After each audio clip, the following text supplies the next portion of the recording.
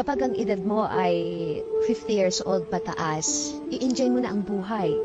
Lalo na't kapag nakatapos na ang iyong anak, tapos na yung paghihirap mo na yung malakas ka pa upang sila makaipon, upang itaguyod yung mga responsibilidad na meron ka.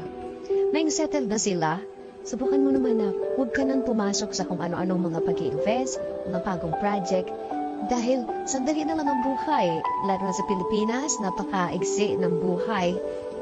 Pilitin mo na yung mga natitirang mga taon ay ikaw naman ang asikasuhin mo, yung sarili mo naman. Although, kailangan nandun ka pa rin sa mga pamilya, sa mga anak mo. Kasi kaya na nila yan. Sila na mismo ang gagawa ng sarili nilang buhay. Hindi mo na sila kailangan problemahin pa dahil nagawa mo na ang lahat para sa kanila. Pilitin mong mag-travel, pilitin mong makakita ng mga bagong kaibigan, nasisiguraduhin mo na magiging masaya ka.